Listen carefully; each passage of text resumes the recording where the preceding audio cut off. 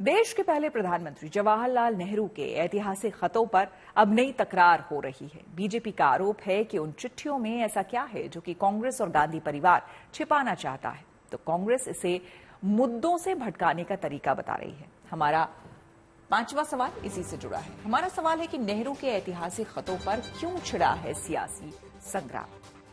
एक तरफ बीजेपी इस मुद्दे के बहाने कांग्रेस को घेरने के मूड में है, तो दूसरी तरफ कांग्रेस का आरोप है कि बीजेपी असल मुद्दों से ध्यान हटाने की कोशिश कर रही है।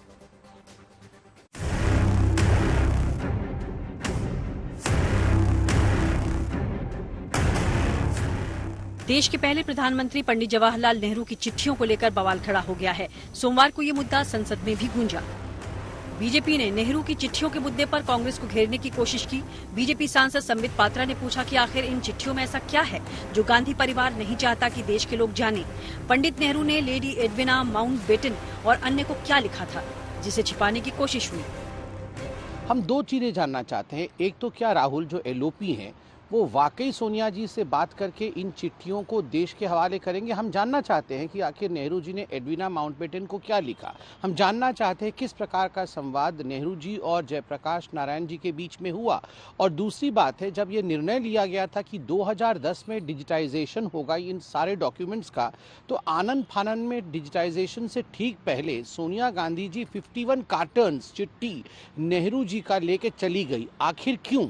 इन चिट्ठियों में ऐसा क्या था कि गांधी परिवार चाहता था कि देश इन्हें ना जाने। ये सेंसरशिप, जब कॉन्स्टिट्यूशन पे डिबेट चल रहा है तो ये सेंसरशिप का भाव जो गांधी परिवार में था, ये आखिर क्यों था, ये हम जानना चाहते हैं। एक तरफ बीजेपी हमलावर है, नेहरू की पुरानी चिट्ठियों के बहाने नया सियासी मोर्चा खोलने की कोशिश कर रही है।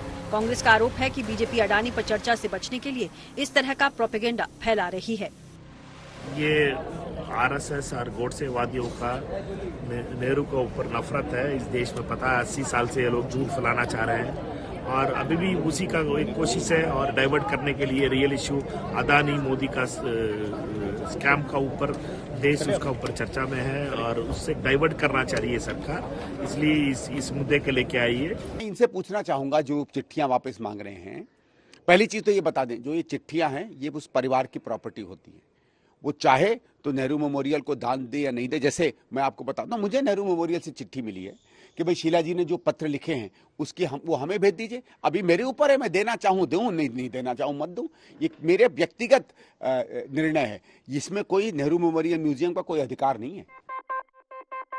फिलहाल देश के पूर्व प्रधानमंत्री जवाहरलाल नेहरू की चिट्ठियों के बहाने नई सियासी खींचतान शुरू हो गई है। एक तरफ बीजेपी सवाल उठा रही है तो दूसरी ओर कांग्रेस और उसके सहयोगी इसे ध्यान भटकाने की साजिश करार दे रहे हैं। सब देश की धरोहर, देश की संपत्ति है। देश में क्या हुआ था, प्रधानमंत्री जी लोग जब हम या कोई भी इस पंचायत पर इस देश के सदन में काम करते हैं, देश के लिए काम करते हैं, राजनीति बन जाते हैं, तो हम पब्लिक प्रॉपर्टी आते हैं और हर चीज हमारी जनता के बीच में आनी चाहिए। जनता को सत्य असत्य जानना चाहिए, क्या क्या था, क्या लिखा गया था। क्या हो गया नरेंद्र मोदी जी को? सुबह से शाम तक तो नेहरू जी को पूछते हैं। उन्होंने इतने पीएसयूज खड़े किए, उन पीएसयूज को खड़े किए जैसे कोई खानदान में व्यक्ति संपत्ति अर्जित करता है, बच्चों को देता है कि वो और आगे बढ़ाए, लेकिन नालायक बच्चा होता है, बेचता है। आज हमारे पीएसयूज बेच रहे हैं, बिक रहे हैं, उनके समय के खड़े किए हुए। तो आज नेहरू जी की याद कैसे आ रही है, उनकी चिट्ठियां क्यों चाहिए, मुझे समझ में नहीं आ रहा। जो पूछने वाले हैं क्यों मांग रहे हैं। संसद के शीतकालीन सत्र में इन दिनों जहां हंगामा बरपा है, सत्ता पक्ष और विपक्ष के बीच तलवारें खिंची हुई हैं, इस दौरान कांग्रेस को घेरने के लिए बीजेपी को एक नया मुद्दा जरूर मिल गया है। ब्रजेश दोषी और दिल्ली से कुमार कुणाल के साथ bureau report, good news today.